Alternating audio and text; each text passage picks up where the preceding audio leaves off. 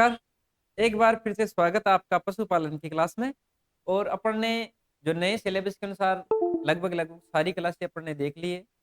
अब अपने एक दो टॉपिक और बचे हैं, उनका भी अपन बहुत जल्द एक दो क्लास में खत्म कर देंगे, क्योंकि आज जो कुक्कुट पालन से संबंधित जो अपने हैं विषय, उनके बारे में अपन देखेंगे। एक टॉपिक और बचा, पाचन और श्वसन। एक आप आवास और आवास की विशेषताएं, तीन टॉपिक बचे हैं, वो फटाफट से करवा के आपको फ्री कर देते हैं। उसके बाद वन लाइनर क्वेश्चन वगैरह आपके क्वेश्चन आंसर करवा देते हैं, छोटा मोटा टेस्ट भी ले लेते हैं। आप तैयार हो ना? ठीक है, चलो। आज अपन पढ़ेंगे मुर्गी पालन के बारे में, या यूं कहें तो मुर्गी पालन, या इसे कहा जाता है क्या, कुक्कुट पालन। क्या कहते हैं? कुक्कुट पालन। ठीक है, अब इसकी अपन बात करते हैं तो जब भी इसे कहा जाता है क्या, पोल्ट्री। क्या कहते हैं? पोल्ट्री। अब ये जो शब्द है पोल्ट्री, पोल्ट्री शब्द लिया गया एवियन के से संबंधित। किससे संबंधित? एवियन। अब आप बताओ एवियन क्या होते हैं?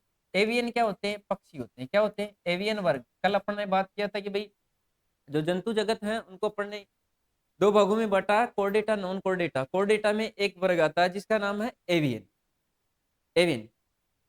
पीसीज हो गए हैं। पीसीज के बाद क्या होते हैं? एवियन, एवियन, एम्फीबियाज, रेप्टेलियाज और मेमेलियाज। सारे पशु किसमें आएंगे? मेमेलियाज। किसमें आएंगे? मेमेलिया, यानी कि स्तनधारी में। जबकि पक्षियों की बात करेंगे तो ये किसमें आते हैं? एवियन में, यानी कि इनका जो शरीर होता है वो खोखला होता है। कैसा होता है? सारा का सारा शरीर खोखला होता है, और इसमें पंख पाए जाते हैं, और ये आसमान में क्या करते हैं? विचरण करते हैं, या उड़ने का काम करते हैं। अब पोल्ट्री में कौन से पक्षी होंगे? एवियन वाले, यानी कि वो वे पक्षी जो आर्थिक महत्व के पक्षी होते हैं। आर्थिक यानी कि धन के लिए। हाँ, अब आर्थिक महत्व पक्षियों से अपन क्या क्या कर सकते हैं भाई? एक तो लेंगे अपन अंडा, दूसरा क्या लेते हैं? मांस।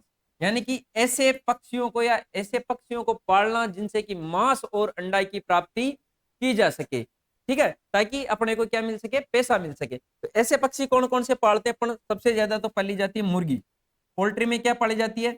मुर्गी। 90% तो हिस्सा अलग से इसी का जाता है। किसका? मुर्गी पालन का। यानी कि पोल्ट्री में सबसे ज्यादा क्या पालेंगे? मुर्गियां। इसके अलावा आप क्या पाल सकते हैं? बतख। ठीक है, और क्या पाल लोगे? नहीं, तीतर। हाँ, तीतर हो गए हैं, बटेर हो गए हैं, गिन्नी वगैरह जो होते हैं, गिन्नी, टर्की, ये सारे है ना। तो इन सब के पक्षियों को पालना क्या कहलाता है? पोल्ट्री में आता है। लेकिन अपन पोल्ट्री उद्योग में एक सबसे बड़ा जो हिस्सा जाता है वो किसका जाता है? मुर्गियों का ही जाता है। और मुर्गियों से अपन दोनों ही प्राप्त करते हैं, अंडा भी प्राप्त करते हैं, और क्या भी? चिकन, यानी कि जो मांस होता है वो भी प्राप्त कर लेते हैं। अब देखते हैं मुर्गियों के बारे में साधारण सी जानकारी। पहले सबसे पहले अपन इसका जूलॉजिकल नाम देखते हैं। जूलॉजिकल नाम होता है गेलस। गेलस कौन सा? गेलस, गेलस। ठीक है, ये एक टाइप की कैसी मुर्गी है भाई? ये जंगली टाइप की जो मुर्गियां होती है ना। ठीक है, देसी इसे कहते हैं गेलस डोमेस्टिका। कौन सी? गेलस डोमेस्टिका। कुल की बात करें, इसकी फैमिली है पेसियोनिडी। फैमिली कौन सी है? पेसियोनिडी, जिसका दूसरा नाम है गेलचिडी। क्या नाम है? गेलचिडी। ठीक है, गुणसूत्र की बात करेंगे 2n बराबर इसमें कितने होते हैं? तो टोटल 78 होते हैं। कितने गुणसूत्र होंगे? 78। ध्यान रखना, गुणसूत्र यानी कि क्रोमोसोम संख्या कितनी होती है? 78। इसके मांस को क्या कहा जाता है? इसके मांस को चिकन कहा जाएगा। क्या कहा जाएगा? चिकन। और चिकन का रंग कैसा होता है? सफेद। यानी कि काला मांस केवल किसमें पाया जाएगा? कड़कनाथ में। किसमें पाया जाएगा? कड़कनाथ में। ठीक है, अब देखो इसका, इसी मुर्गी का जो अगर नर जो होता है वो क्या कहलाता है? वो कहलाता कोक। क्या कहलाएगा? कोक। जो मादा होती है वो क्या कहलाती है? हेन। क्या कहलाएगी? हेन। ठीक है, वयस्क नर क्या कहलाता है? वयस्क नर वो कहलाता है कोकरेल। क्या कहलाता है? कोकरेल। ठीक है, और जो वयस्क मादा होती है वो क्या कहलाती है? वो कहलाती है पुलेट। क्या करेंगे उसको? पुलेट। ठीक है, इसका बच्चा, जो बच्चा होता है उसे क्या कर देते हैं अपन? बच्चे को क्या कहते हो? चिक। क्या कहेंगे? चिक। बच्चे को क्या कहते हैं? तो चिक। ठीक है, मेटिंग टाइप यानी कि समागम की जो क्रिया होती है, समागम की क्रिया, समागम की क्रिया क्या कहलाती है? क्या कहलाएगी इसमें? सर्विंग। क्या कहलाएगी? सर्विंग। प्रसव क्रिया क्या कहलाती है? प्रसव क्रिया कहलाती है हैचिंग। क्या कहलाती है? हैचिंग। ये सारी चीजें हैं कि जो मुर्गी से संबंधित अपने को ध्यान में रखनी होती है। ठीक है, पहली चीज तो ये। मुर्गियों के बारे में अपन ने ये देखा कि भाई इनका बच्चा क्या कहलाता है, वेस्क नर कोकरेल कहलाएगा, जो मादा होती है वो प्लेट कहलाता है। ठीक है, अब इनमें क्या करते हैं कि कुछ जो मुर्गे होते हैं उन मुर्गों को अपन क्या कर देते हैं कि भाई बदियाकर्त कर दिया जाता है। क्या कर दिया जाता है? बदियाकर्त। बदियाकर्त नर, मुर्गी का जो बदियाकर्त नर है वो क्या कहलाएगा, किस नाम से जाना जाता है? तो वो कहलाता है कैपेन। किसके नाम से जाना जाएगा? कैपेन। और बदियाकर्त करने की जो प्रक्रिया होती है, क्या प्रक्रिया, इसे कहा जाता है केपेनाइजेशन। क्या कहलाती है? केपेनाइजेशन। बदियाकर्त की जो क्रिया है वो क्या कहलाएगी? केपेनाइजेशन। जबकि जिसको पढ़ने बदियाकर्त कर दिया गया है वो मुर्गा क्या कहलाएगा? केपेन। ठीक है, अब एक हार्मोन काम में लिया जाता है, एक बदियाकर्त करने के लिए हम क्या काम में लेते हैं? एक हार्मोन काम में लेते हैं ना, हाँ, डाई इथाइल स्टेलवेस्ट्रॉल। ये एक हार्मोन होता है, इसको पढ़ने बदियाकर्त करने के लिए काम में लिया जाता है। ये मुर्गी की गर्दन के यहाँ चीरा लगाया जाता है, छोटी छोटी टिक्कियों में आता है ना, गोलियों में आता है, और वहां पे इसको डाल दिया जाता है। मुर्गे के गले के वहां पे चीरा लगा के ये दोनों जो छोटी छोटी टिक्कियां होती है इसे इसको वहां पे डाल देते हैं। ये क्या करता है कि ये एक मादा हार्मोन, कैसा हार्मोन है ये? मादा वाला हार्मोन है। तो ये जो नर होते हैं उनमें मादा के गुण विकसित करने लग जाता है। तो जो नर होता है वो भूल जाता है बेचारा, है ना, हाँ, तो उसकी जो क्रिया करनी होती है वो भूल जाता है। जबकि मादाओं में अपन फर्टिलिटी बढ़ाने के लिए कौन सा हार्मोन देते हैं? तो यही देते हैं, कौन सा? Diethylstilbestrol. ठीक है, कोई दिक्कत नहीं, आप बता दोगे ना? तो भाई बदियाकर्त जो मुर्गा होता है उसे क्या कहेंगे? केपेन। और इसकी प्रक्रिया क्या कहलाएगी? बदियाकरण करने की या कस्सीकरण करने की। केपेनाइजेशन हार्मोन कौन सा काम में लेंगे? डाइथाइल स्टिल वेस्ट्रोल काम में लिया जाता है। ठीक है भैया ना, हाँ, समझदार हो सबके सब। अगला शब्द आता है इसमें ब्रायलर। आपने सुना होगा, दो शब्द आते हैं, ब्रायलर और लेयर। जब भी पोल्ट्री उद्योग किया जाता है, मुर्गी पालन किया जाता है, तो वो दो तरीके से किया जाता है। एक तो पूरा का पूरा जो मुर्गी फार्म होता है वो ब्रॉयलर के लिए होता है, और एक पूरा का पूरा जो फार्म होता है वो किसके लिए होता है? लेयर के लिए। ब्रॉयलर में 2 माह तक के बच्चे आते हैं, मुर्गियों के जो बच्चे हुए, चूजे पड़ा और 2 माह के हो गए, तो 2 माह के जो बच्चे हैं वो क्या कहलाएंगे? वो ब्रायलर कहलाएंगे। लेकिन इनका उद्देश्य क्या होता है कि ये किसके लिए पाला जाता है? मांस के लिए पाले जाते हैं। भाई मांस के लिए जो पाले जाने वाले जो बच्चे हैं या जो मुर्गा मुर्गी है वो क्या कहलाएंगे? ब्रायलर। अब क्वेश्चन यहां से पूछा जाता है कि निम्न में से ब्रायलर होते हैं, आपको पूछ लिया जाता है कई बार कि निम्न में से ब्रायलर होते हैं। यहाँ पे कहते हैं कि भाई केवल 2 माह के नर, केवल 2 माह की मादा, केवल 2 माह के नर व मादा, दोनों ही। बताओ, दोनों ही। क्योंकि जब भी अपन मांस पालन के लिए ब्रॉयलर करेंगे या फिर पोल्ट्री पालन करेंगे तो उस समय अपन ये नहीं देखेंगे कि नर है या मादा है ना। अपने को तो किस से मतलब है? मांस से, यानी कि चिकन से मतलब है। 2 माह के लिए उनको अपन क्या करेंगे? पाल लेते हैं। ठीक है, अगला देखो लेयर्स। लेयर्स हमेशा कितने माह की लेयर्स कहलाएगी? 4 से 6 माह की, यानी कि अंडा देना कब प्रारंभ करेगी? 4 से 6 महीने पश्चात। और लेयर कौन सी मुर्गियां कहलाती है? जो अंडे के लिए पाली जाती है। आगे बात समझ में? ब्रॉयलर किसे कहेंगे? जो मांस के लिए पाले गए हैं। इनकी उम्र कितनी? 2 माह, यानी कि 8 सप्ताह। सप्ताह में पूछ ले तो बता दोगे ना, 8 सप्ताह। ठीक है, लेयर्स क्या होते हैं? 4 से 6 माह के जो बच्चे होते हैं, और वो किस लिए पाले जाते हैं? अंडे के लिए पाले जाते हैं। क्या कहलाता है? लेयर्स। देखो कैपेन यहाँ पे फिर लिखा है कि बदियाकर्त नर या मुर्गे को कैपेनाइजेशन करना ना। हाँ, मुर्गी का सबसे बड़ा भाग जो होता है गिजार्ड, वेरी इंपॉर्टेंट, आपको पूछ लिया जाता है कि भाई मुर्गी में सबसे बड़ा भाग कौन सा होता है? तो ये गिजार्ड होता है। गिजार्ड। गिजार्ड जो है कि मुर्गी क्या करती है कि मुर्गी में जब भी अंडा बनेगा तो उसका जो बाहर का जो कवच है वो कैल्शियम कार्बोनेट का बना होता है। किसका बना हुआ होता है? कैल्शियम कार्बोनेट का। कैल्शियम कार्बोनेट के लिए मुर्गियों को क्या खिलाए जाते हैं कि भाई छोटे छोटे कंकड़ पत्थर खिलाए जाते हैं, संगमरमर के छोटे छोटे टुकड़े, जिसे क्या कहा जाता है? ग्रिंट कहा जाता है। क्या कहा जाता है? ग्रिंट। ये ग्रिंट क्या होते हैं? संगमरमर के पत्थर। हाँ, संगमरमर के पत्थर के टुकड़े होते हैं, छोटे छोटे टुकड़े। अब ये मुर्गियां खा जाती है छोटे छोटे टुकड़ों को, और फिर बाद में उसको पचाने का काम कौन करता है? गिजार्ड। अपन नहीं पचा सकते ना, हाँ, मुर्गियों में क्या पाया जाता है? गिजार्ड पाया जाता है। ये गिजार्ड उनको पचा के तभी तो वहां जाके पत्थर बनता है ना, तभी तो कैल्शियम कार्बोनेट बनेगा। ठीक है, देखो भाई आगे। एक अंडे का वजन 58 से 60 ग्राम का होता है, लगभग लगभग औसतन, है ना। हाँ, 1-2 ग्राम आगे ऊपर नीचे हो सकता है, कोई मुर्गी ज्यादा बड़ा अंडा दे दे, कोई छोटा दे दे ना, घबराने की आवश्यकता नहीं। अंडे का ऊपरी छिलका किसका बना होता है? तो कैल्शियम कार्बोनेट की अपन बात कर ही चुके हैं। एक अंडे पर 600 से 800 छिद्र पाए जाते हैं। कितने छेद होते हैं अंडे में? 600 से 800 छेद पाए ही जाते हैं प्रत्येक अंडे पे। आप देखना कभी अंडे को उठा के, ऐसे छोटे छोटे छेद दिखाई देंगे आपको। आई बात समझ में?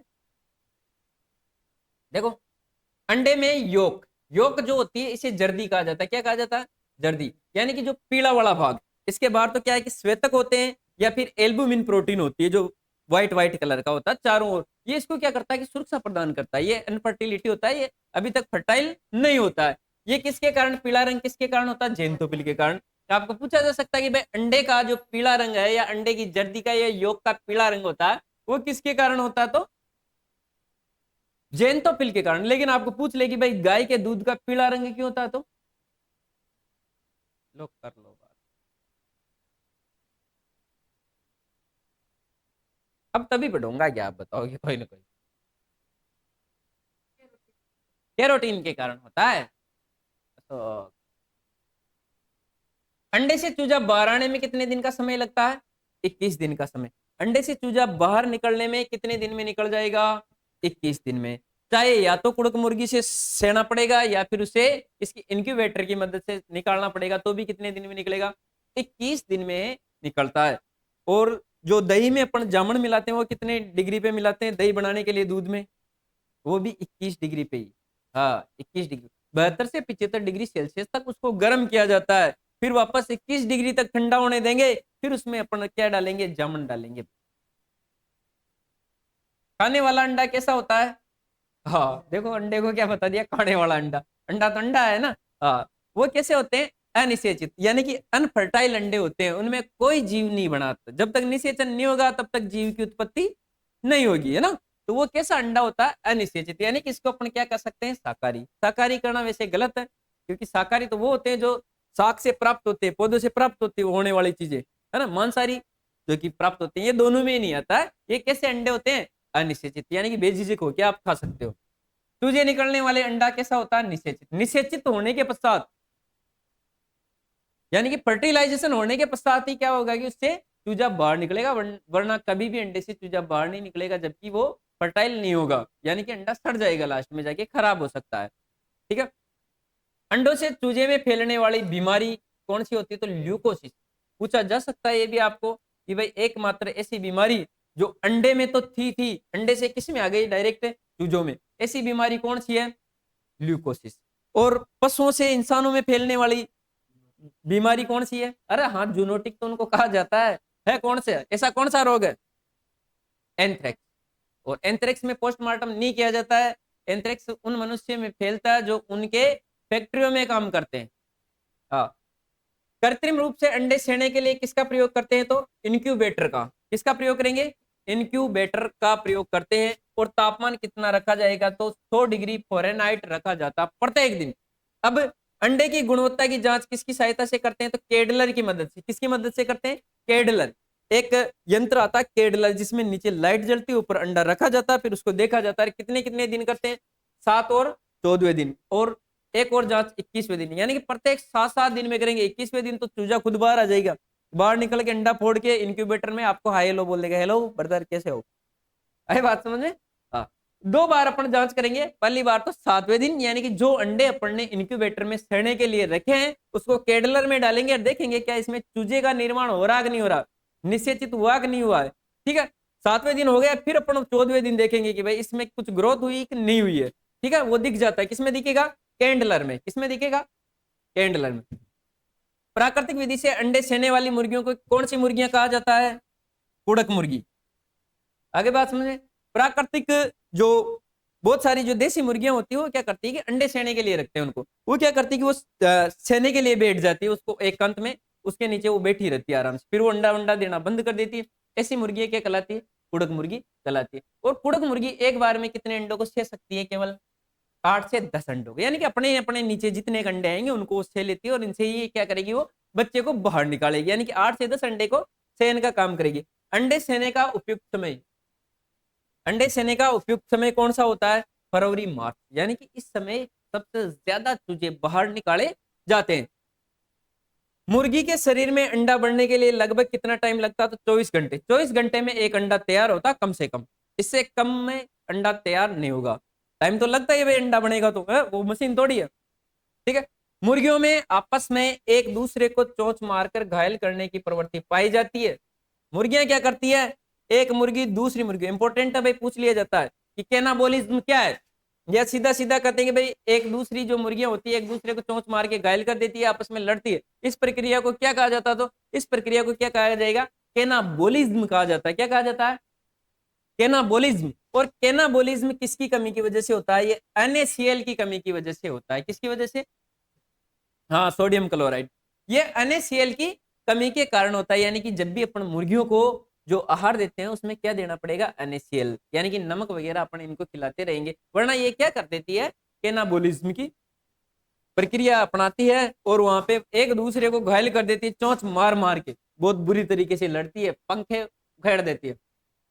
मुर्गियों से संबंधित संस्थान देखो फटाक से, राज्य पोल्ट्री प्रशिक्षण संस्थान अपने यहाँ पे, राज्य कौन सा है? राजस्थान। राज्य का पोल्ट्री प्रशिक्षण यानी कि ट्रेनिंग सेंटर कहाँ पे है? अपना यहाँ पे अजमेर में। यानी कि मुर्गियों से संबंधित ट्रेनिंग आपको लेनी है तो आप कहाँ जाओगे? अजमेर में। ठीक है। केंद्रीय पक्षी अनुसंधान संस्थान, ये कहाँ पे है? इज्जतनगर में है। ठीक है। अगला, हाँ, केंद्रीय पक्षी अनुसंधान संस्थान। ठीक है। केंद्रीय मुर्गी प्रजनन फार्म, ये कहाँ पे है? तो ये मुंबई में है। एक 3 है ये अपने, है ना। एक है हसरगट्टा, हसरगट्टा बेंगलोर में है। बेंगलोर कहाँ पे? कर्नाटक में। हसरगट्टा एक जगह का नाम है, उस कहाँ की जगह है ये? बेंगलोर की। बेंगलोर, हसरगट्टा, और एक है भुवनेश्वर। हाँ, भुवनेश्वर, ये कहाँ पे है? ओडिशा में। उड़ीसा में, उड़ीसा में है ना भुवनेश्वर। हाँ।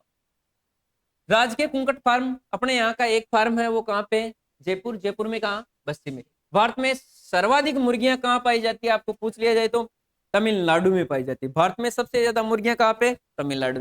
लेकिन आपको पूछ लिया जाए कि भारत में सबसे ज्यादा अंडा उत्पादन कहाँ होता है? तो अरे नहीं, भारत में राज्य बताने हैं भाई। आंध्र प्रदेश में होता है। कहाँ पे होते हैं? मुर्गियां तमिलनाडु में पाई जाएगी, लेकिन अंडों का उत्पादन कहाँ होता है? तो आंध्र प्रदेश करता है।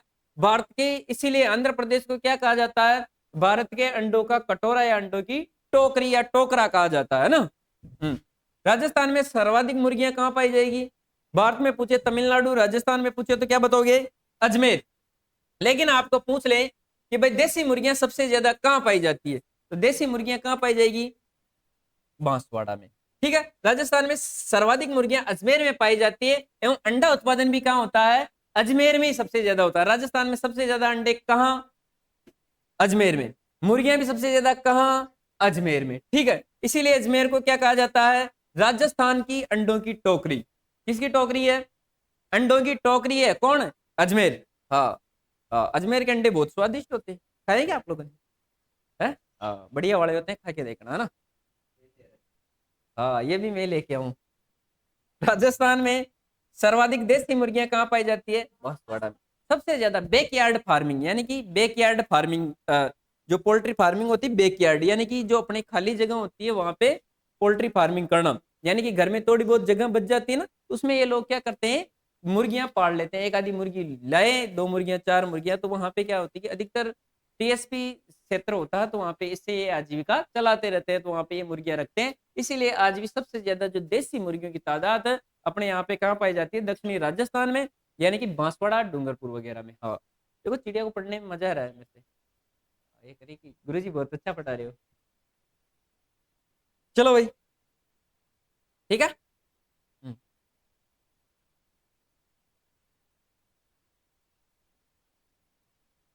अब देखो मुर्गियों की प्रमुख नस्लें। मुर्गियों का वर्गीकरण अपन करते हैं देसी मुर्गियां और विदेशी मुर्गियां। पहले सबसे पहले देसी मुर्गियां देखते हैं। देसी मुर्गियां में सबसे पहले देखते हैं असील। कौन सी मुर्गी? असील। असील का मीनिंग एक तरीके से देखा जाए तो असील यानी क्या होता है? रियल, यानी कि असली या रियल, यानी कि ओरिजिनल जो नस्ल है ये मानी जाती है, यानी कि रियल। क्या कह सकते हैं अपन इसको? रियल। रियल नहीं है, क्या है?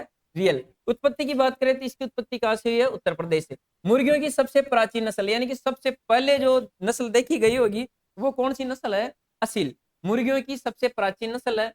अगली बात इंपॉर्टेंट ये है कि ये लड़ाकू प्रवृत्ति की होती है, यानी कि ये एक दूसरे आपस में बहुत ज्यादा लड़ते हैं और इनकी मुर्गों की लड़ाई पूरे देश भर में फेमस है, यानी कि मुर्गे लड़ाए जाते हैं। मुर्गों के लड़ाई का जो खेल होता है वो कौन सी नस्ल के द्वारा होता है? असील के द्वारा, है ना। तो इसीलिए इस नस्ल को मसले को क्या लिखता है रवि, तू ना कटा के मान देगा मेरी। हाँ, इस नस्ल को मनोरंजन या खेल के उद्देश्य से पाला जाता है। भाई इस नस्ल को पालने का जो मेन, अंडे तो ये कम देती है, लेकिन इसको क्यों पाला जाता है? मनोरंजन के लिए या खेल के लिए, है ना, खिलाने के लिए। जो मुर्गा पालने के शौकीन होते हैं, लड़ाई दंगा करवाते हैं, बड़े बड़े कंपटीशन होते हैं उनमें, तो वे लोग क्या करते हैं कि असील पालते हैं। दूसरी है चटगांव, कहाँ की है ये? उत्पत्ति इसकी कहां से हुई है? पश्चिमी बंगाल से। इसको किस लिए पाला जाता है? मांस उत्पादन के। अंडा तो ये भी कम देती है, देसी मुर्गियां हमेशा अंडा कम देगी, है ना। हाँ। इस नस्ल के पक्षियों का रंग कैसा होता है? भूरा व पीला होता है। अगली देखो कड़कनाथ। क्वेश्चन आता है भाई यहाँ से, पक्का आता है, बहुत ज्यादा ट्रेंड में है ये नस्ल, यहाँ से क्वेश्चन पूछा जाता है। इसकी उत्पत्ति कहाँ से होती है? मध्य प्रदेश। आपको सिर्फ इतना पूछा जाएगा कि कड़कनाथ की उत्पत्ति कहाँ से है, तो मध्य प्रदेश से। मध्य प्रदेश में भी अपना आगे जाए तो वो कहाँ पे है? झाबुआ जिला में। मध्य प्रदेश में एक जिला है जिसका नाम है झाबुआ। और राजस्थान में ये कहाँ कहाँ पाई जाती है? तो डूंगरपुर और बांसवाड़ा में पाई जाएगी। कहाँ पाई जाएगी? डूंगरपुर और बांसवाड़ा में। हाँ, इस पक्षी के जो मांस का जो रंग होता है वो कैसा होता है? काला रंग का होता है, यानी कि मांस काले रंग का होता है। पक्षियों का रंग भी कैसा होता है? काला होता है ना। इसके मांस में क्या पाए जाते हैं? आयरन की सर्वाधिक मात्रा पाई जाती है। और एक चीज और, है ना, ये नस्ल, हाँ, ये नस्ल सर्वाधिक रोग प्रतिरोधी है। कैसी है? रोग प्रतिरोधी, यानी कि रोगों से लड़ने वाली रोग प्रतिरोधी नस्ल है ये, है ना। सबसे ज्यादा पसंद किया जाने वाला मांस काला मांस, है ना। इसको लोग बड़े चाव से खाते हैं कि भाई सबसे ज्यादा इसी को पसंद किया जाता है। ठीक है। अगली देखो घाघस। घाघस की उत्पत्ति हुई है कहां से? आंध्र प्रदेश व कर्नाटक से। पक्षी कैसे होते हैं? भूरे एवं काले रंग के होते हैं। इसके पैर पैर एवं पंखों इसके पैरों पर छोटे छोटे पंख पाए जाते हैं। कैसे पाए जाते हैं? छोटे छोटे पंख होते हैं, बाकी अधिकतर के पैरों पे पंख भी नहीं पाए जाते हैं। हाँ, ठीक है। सबसे साहसी नस्ल, यानी कि निडर साहसी, कौन सी नस्ल मानी गई है? तो कौन सी है? गागस। ध्यान में रखना भाई, है ना। हाँ, क्वेश्चन आपके कड़कनाथ से ज्यादा पूछेंगे भाई। क्योंकि वो ऐसा क्वेश्चन भी लिख सकता है कि भाई निम्न में से असत्य कथन कौन सा? 4 कथन दे देगा कि इसकी उत्पत्ति मध्य प्रदेश से हुई है, ये नस्ल सर्वाधिक रोग प्रतिरोधी है, ये काला मसी के नाम से जानी जाती है ना, और इसके पक्षी हरे पीले रंग के होते हैं। एक कथन कोई सा भी गलत दे देगा, बाकी 3 कथन सत्य होंगे उसमें से आपको असत्य का चयन करना है। अगली देखो प्रतापधन। प्रतापधन की उत्पत्ति कहां से हुई है? MPUAT उदयपुर से। महाराणा प्रताप, हाँ, एग्रीकल्चर एंड टेक्नोलॉजी यूनिवर्सिटी कहाँ पे है? उदयपुर से। तो वहां से इसकी उत्पत्ति हुई है। एग्रीकल्चर की यूनिवर्सिटी है कौन? उदयपुर। वहां से इस नस्ल को विकसित किया गया, जिसका नाम क्या है? प्रताप धन। राजस्थान से हुई है। यह एक संकर नस्ल है। कैसी नस्ल है? संकर। कल पढ़ा था ना आपने संकर के बारे में, यानी कि ये 2 नस्लों का क्रॉस होता है ना। जो किस किस से मिलकर बनी है? रोड आइलैंड रेड, ये विदेशी नस्ल है। रोड आइलैंड रेड एवं असील का क्रॉस है, यानी कि दोनों का संकर है, यानी कि रोड आइलैंड रेड और असील का क्रॉस कराया गया। तो जो अगली नस्ल प्राप्त हुई थी वो कौन सी थी? प्रताप धन। हाँ, यहां तक आया समझ में? इजी है भाई, ना। अगली और नस्ल है निर्भीक। निर्भीक का जो क्रॉस आपको पता होना चाहिए, ये किससे? अपन ने पहले रोडे आइलैंड रेड और जो असील है उससे प्राप्त की प्रतापधन। प्रतापधन से फिर क्रॉस करवाया अपन ने किसका? व्हाइट लेग हॉर्न का, है ना। अगर अपन बात करें कि भाई भारत में कौन सी नस्ल सबसे ज्यादा पाली जाती है, तो भारत में सबसे ज्यादा कौन सी पाली जाती है? White leg horn. हाँ, ये अंडे बहुत ज्यादा देती है। सबसे ज्यादा जो अंडा देने का काम करती है कौन देती है? व्हाइट लेग हॉर्न, यानी कि ये विदेशी नस्ल है। इसे अपन भारत में और राजस्थान में सबसे ज्यादा इसी को पाला जाता है ना। हाँ, अजमेर में भी कौन सी नस्ल है? White leghorn. ठीक है, इसीलिए तो अजमेर को अंडों की टोकरी कहा जाता है। ठीक है, ये थी अपनी देसी नस्लें। कोई दिक्कत? अरे कोई दिक्कत है क्या? नहीं, राधिका कोई नहीं। विदेशी मुर्गियों की बात करेंगे। विदेशी मुर्गियों को अपन ने किस भागों में बांटा? 4 भागों में। यानी कि पहला एशियाटिक हो गया, दूसरी जितनी भी प्रजातियां वो इंग्लिश वाली जो प्रजातियां हैं, इंग्लिश। इंग्लिश जानते हैं? इंग्लिश नहीं जानता क्या? हाँ हाँ। एक होती है अमेरिका, यानी कि अमेरिकन वाली, और दूसरी होती है मेडिटेरियन रीजन, भूमध्य सागरीय क्षेत्र में जहां से जिनकी उत्पत्ति हुई है। मेडिटेरियन रीजन कौन सी होती है? जहां से भूमध्य सागर है, वहां के आसपास से जितनी भी नस्लें निकली है उनके बारे में। एशियाटिक में आपको जो एशिया से संबंधित, जो एशिया महाद्वीप है वहां की, देखो ब्रह्मा है, कोचिन और लैंगकैप है, ठीक है। इंग्लिश वाली कॉर्निश है, हाँ, एक है ऑर्पिगटन, एक है ससेक्स, और एक है रेड कैप। कौन सी? Red cap. अमेरिका वाले में देखो रोडे आइलैंड रेड है, न्यू हैम्पशायर है, प्लाईमाउथ रॉक है, और Jersey black giant. Jersey black giant सबसे भारी नस्ल होती है मुर्गियों की।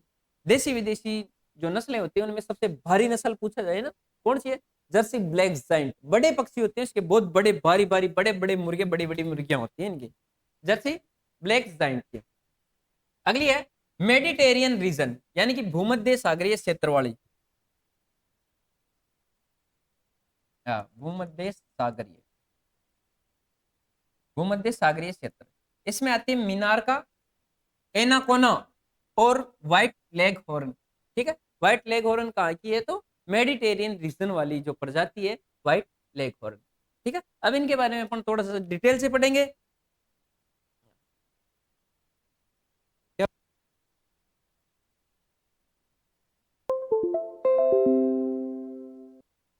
अब इनके बारे में डिटेल से देखते हैं अपन, जो मेन मुर्गियों की नस्लें हैं उनके बारे में देखेंगे, फालतू की नस्लें अपन देखेंगे नहीं।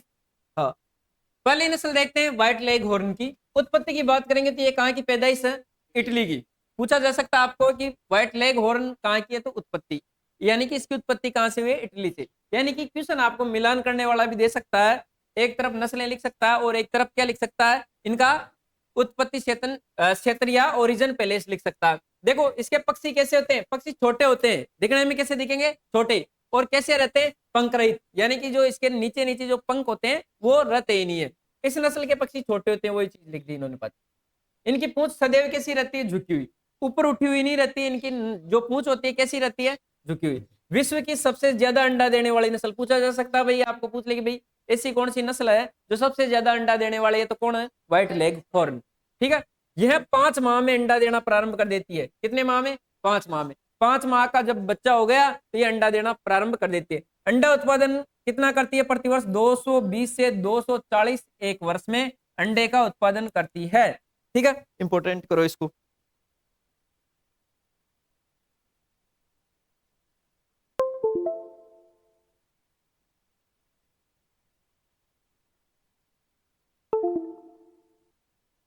ठीक है, देखो अंडा उत्पादन कितना करेगी? तो 220 से 240 प्रति वर्ष। एक एक वर्ष में कितने दिन होते हैं? 365 ही तो होते हैं, देखो। और वैसे अंडा बनने में कितने टाइम लगता है? 24 घंटे में अंडा बन के तैयार होता है, ठीक है। दूसरी नस्ल देखो रोडे आइलैंड रेड, इसकी उत्पत्ति कहां से? अमेरिका से। यह द्विप्रयोजनी नस्ल है, यानी कि व्हाइट लेग हॉर्न थी वो कैसी थी? अंडा देने वाली। कैसी थी? अंडा देने, यानी कि मांस उसका काम में नहीं लिया जाता था, है ना, लास्ट में लिया ही जाता भाई।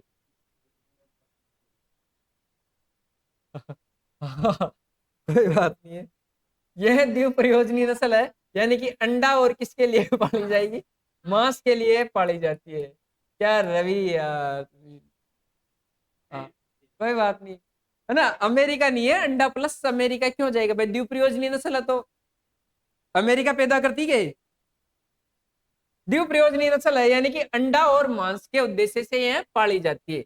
यह नस्ल, इस नस्ल के रोज कलंगी वाले पक्षी बहुत लोकप्रिय है। यानी कि इस नस्ल की जो पक्षी होते हैं वो क्यों फेमस है? क्योंकि इसकी जो कलंगी होती है, नर के ऊपर देखा होगा ना, यहाँ पे जो चोंच होती है, सिर के ऊपर एक कलंगी होती है बहुत, जिसे केसर केसर कहा जाता है ना।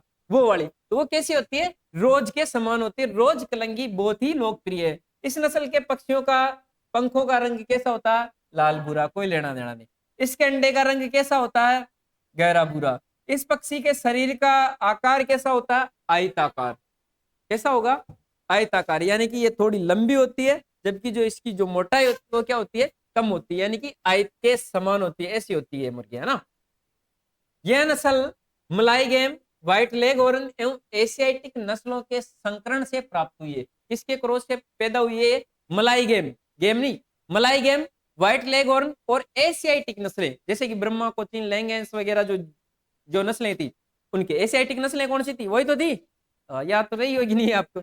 उन नस्लों के संकरण से पैदा हुई है ना। अंडा उत्पादन की बात करेंगे तो कितना देती है? 180 से 200 अंडे, यानी कि सबसे ज्यादा अंडे 220 से 240 तो कौन देगी?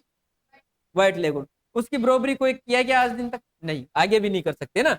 बाहर देखो, नर का बाहर, बाहर क्यों देख रहे हैं अपने यहाँ पे? मांस के लिए भी पाली जाती है। किसके लिए? मांस के लिए। अंडा उद्देश्य के लिए जो पाली जाती है उनमें अंडों की संख्या देखेंगे, भाई कितना अंडा दे रही है, कितना फायदा है। लेकिन ये मांस के लिए पाली जाएगी तो नर का भार कितना होगा? 3.8 केजी, लगभग लगभग 4.5 किलो का एक मुर्गा होता है। जबकि मादा का भार जो मुर्गी होती है वो कितने किलो की होती है? 3 केजी की। ठीक है, जो मुर्गी अंडा देना बंद कर देती, यानी कि मुर्गियों को भी बाद में चिकन के काम में लिया जाता है। लिया जाता कि नहीं लिया जाता? भाई पहले खूब अंडा दी, ठीक है, अंडा दे रही है तब तक दे लेने दो। फिर एक टाइम ऐसा आएगा कि उसका अंडा उत्पादन घट जाएगा, वो कम अंडे देने लगेगी। और ऐसी मुर्गी जो कम अंडे देती है, अंडे देना बंद कर देती है, उसे कहते हैं ब्रूडी हेन। कौन सी हेन कहते हैं? हाँ, ब्रूडी हेन, यानी कि ब्रूडी यानी कि बूढ़ी हो गई जो हेन। ठीक है, अब वो क्या करती है कि ब्रूडी हेन अंडा देना बंद कर देती है, देती है तो भी कम अंडे देती है, तो उसको फिर अपन क्या करते हैं? चिकन के काम में लेते हैं कि भाई अब फार्म को खाली किया जाना चाहिए वरना नुकसान हो जाएगा। तो वहां पे उन मुर्गियों को फिर अपन क्या करते थे? बेच देते हैं, और फिर उनका क्या किया जाता है? चिकन। लेकिन जो इनका जो चिकन जो होता है ना, वो थोड़ा सा घटिया क्वालिटी वाला, यानी कि अच्छी क्वालिटी वाला नहीं रहता है, क्योंकि इसमें रेसे बहुत ज्यादा होते हैं। ठीक है, रेड कॉर्निश अगली नस्ल देखो, रेड कॉर्निश। रेड कॉर्निश की उत्पत्ति कहां से हुई है? इंग्लैंड से। व्हाइट लेगोर्न की उत्पत्ति कहां से थी? इटली से। इस पक्षी में कलंगी कैसी होती है? मटर के दानों के समान। जैसे मटर होते हैं ना, मटर का देखा होगा आपने, ऐसा है ना, ठीक है, उसके ऊपर ऐसे ऐसे दाने होते हैं, ऐसी कलंगी होती है। सीना चौड़ा, इसका सीना कैसा? उसका जो आकार था वो कैसा था? आयताकार। लेकिन जो इसका सीना है वो कैसा होता है? चौड़ा, यानी कि चौड़ी छाती, और कैसा? उभरा हुआ, बाहर निकले हुए, आराम से वो दिखते रहे ना। इसकी त्वचा का रंग कैसा होता है? पीला, यानी कि पंखों के नीचे अगर त्वचा देखोगे आप पैरों के यहाँ से हटा के, तो इसकी जो स्किन है वो कैसी दिखेगी आपको? येलो कलर की। यह नस्ल असील अपनी देसी नस्ल है, मलाया एवं इंग्लिश नस्लों से विकसित की गई है। किससे विकसित हुई है? असील, मलाया और इंग्लिश से। ठीक है, ये केवल किस लिए पाली जाती है? मांस उत्पादन हेतु पाली जाती है। ठीक है, और सबसे ज्यादा स्वादिष्ट मांस इसी नस्ल का होता है। यानी कि आपको कह दें कि ब्रॉयलर के उद्देश्य से पाली जाने वाली मुर्गियों की नस्ल कौन सी है, तो कौन सी बताओगे? Red Cornish. आपको पूछ ले कि सबसे ज्यादा जो स्वादिष्ट मांस होता है वो कौन सी नस्ल का होता है, तो रेड कॉर्निश का जो मांस होता है। ठीक है, और सबसे ज्यादा लोकप्रिय मांस किसका है? लोकप्रिय, स्वादिष्ट अलग होता है, लोकप्रिय अलग होता है। स्वादिष्ट जो स्वाद में अच्छा लगे, लोकप्रिय जो लोगों में सबसे ज्यादा प्रिय, लोगों के मन को भाने वाला, बताओ। अरे कड़कनाथ। अगली देखो, प्लाईमाउथ रोक। अगली नस्ल कौन सी है? प्लाईमाउथ रोक। उत्पत्ति कहां से हुई इसकी? अमेरिका, अमेरिका रीजन की है। ये भी कैसी है? ड्यूप्रियोजनी, यानी ये भी किसके लिए पाली जाएगी? अंडा और मांस। और मुर्गी का मांस क्या कहलाता है भाई? चिकन। सबसे सफेद मांस इसी नस्ल के पक्षियों का होता है। यानी कि जो चिकन होता है वो कैसा होता है? व्हाइट कलर का होता है। और उसमें भी सबसे व्हाइट पूछ ले कि भाई सबसे ज्यादा जो व्हाइट चिकन है, सबसे सफेद कलर का जो मांस है वो किसका होगा? तो प्लाईमाउथ रॉक, प्लाईमाउथ रॉक का होगा ना। ठीक है, इस नस्ल के पक्षी ब्रॉयलर हेतु पाले जाएंगे। ब्रॉयलर आप समझ ही गए, ब्रॉयलर क्या होते हैं? जिनको मांस उत्पादन के लिए पाले जाते हैं वो। शरीर चौड़ा, शरीर तो कैसा होगा? चौड़ा होगा, लेकिन लंबाई में कैसा होगा? कम, यानी कि शरीर चौड़ा कम लंबा होता है। इसकी मुर्गियां बड़ी होती है, जिसके टखनों पर प्राय काले धब्बे, जो टखने होते हैं पैर के, उनपे क्या होते हैं कि काले काले धब्बे पाए जाते हैं। नर का भार देखो, सवा सवा 4 किलो का मुर्गा, यानी कि 4 किलो 300 ग्राम में एक मुर्गे का वजन होता है। जबकि मादा का भार कितना होता है? 3.4 केजी। ठीक है, अगली है मीनार का। इसकी उत्पत्ति कहां से हुई है? स्पेन से। इसकी कलंगी सीधी एवं 6 नोक वाली होती है। जो कलंगी, ऊपर जो कलंगी होती है उसमें कैसे होते हैं, ऐसे ऐसे जो होती है, ऐसे नोक होती है, और इन नोकों की संख्या आप गिनते हो तो कितनी पाई जाएगी? 6। ठीक है। आकार में सबसे छोटी नस्ल है कौन सी? मीनार का। आपको पूछ लिया जाएगी भाई निम्न में से सबसे भारी एवं सबसे छोटी नस्ल है, तो सबसे भारी कौन सी होती है? Jersey black joint. और सबसे हल्की या सबसे छोटी नस्ल कौन सी है? तो मीनार का। दोनों बता दोगे ना? सबसे भारी भी बता सकते हो और सबसे हल्की भी बता सकते हो। बता सकते हो? सबसे ज्यादा अंडा उत्पादन करने वाले तुम बता ही सकते हो। सबसे स्वादिष्ट मांस आप बता ही सकते हो। है? सबसे सफेद मांस बता ही सकते हो। है? काला मांस आप बता ही सकते हो। हाँ। ठीक है। विदेशी नस्लों में सबसे कम अंडा उत्पादन भी इसी का है। ठीक है। यानी कि सबसे छोटी है, अंडा उत्पादन भी सबसे कम है। और अंडा उत्पादन कितना है इसका? 150 अंडे प्रति वर्ष देती है ये। ओनली कितने अंडे देगी? 150 अंडे ही एक वर्ष में ये देती है। कौन सी नस्ल? मीनार का। ठीक है। आगे बात समझ में? एक बार देखो वापस व्हाइट लेगहॉर्न से देखते हैं। व्हाइट लेगहॉर्न में से आपको इतना पता रखना है कि भाई जो विश्व की सबसे ज्यादा अंडा देने वाली कोई प्रजाति है तो वो कौन सी है? White leghorn. भारत में सबसे ज्यादा अंडा देने वाली नस्ल कौन सी है? तो व्हाइट लेगहॉर्न। राजस्थान में कौन सी है? तो व्हाइट लेगहॉर्न। भारत में सबसे ज्यादा अंडा उत्पादन कहाँ होता है? तो आंध्र प्रदेश में। जबकि सबसे ज्यादा मुर्गियां कहाँ पे है? तो तमिलनाडु। कहाँ पे है? तमिलनाडु। राजस्थान में मुर्गियों की संख्या सबसे ज्यादा कहाँ पे है? अजमेर में। और देसी मुर्गियों की संख्या पूछी जाए बांसवाड़ा में। ठीक है। अगला देखो, रोडे आइलैंड रेड। यानी कि इससे आपको यह पता रखना कि भाई इसका शरीर कैसा होगा? एक तो आयताकार। कैसा होगा? आयताकार। साथ में ये द्विप्रयोजनी नस्लें हैं। कैसी नस्लें हैं? द्विप्रयोजनी। अंडे के लिए भी पाली जाएगी और मांस के लिए भी पाली जाएगी। आगे देखो, रेड कॉर्निश। रेड कॉर्निश का जो मांस होता है वो कैसा होता है? स्वादिष्ट मांस। किसके लिए पाली जा रही है? स्वादिष्ट मांस। आपको पता रखना है यहाँ से, और कुछ भी नहीं है ना, घबराने की जरूरत नहीं। प्लाई माउथ रोक। इसमें सबसे सफेद चिकन, सबसे सफेद व्हाइट कलर का जो मांस पाया जाएगा किसमें पाया जाएगा? प्लाई माउथ रोक में। मीनार का क्या है कि सबसे कम अंडा उत्पादन करने वाली नस्ल है। ठीक है। अब एक क्वेश्चन करवा देता हूं मैं लास्ट। निम्न में से असत्य कथन को चुनिए। हाँ। कड़कनाथ को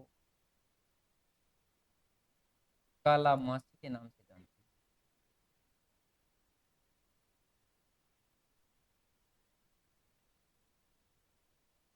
पहला तो दूसरा,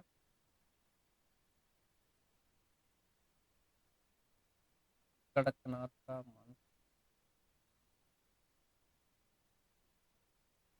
औषधि गुणों से भरपूर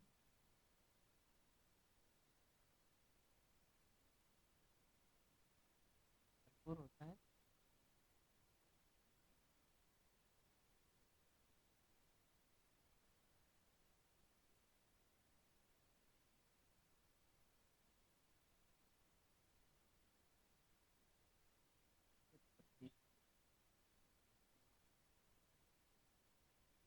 मध्य प्रदेश से मानी जाती है।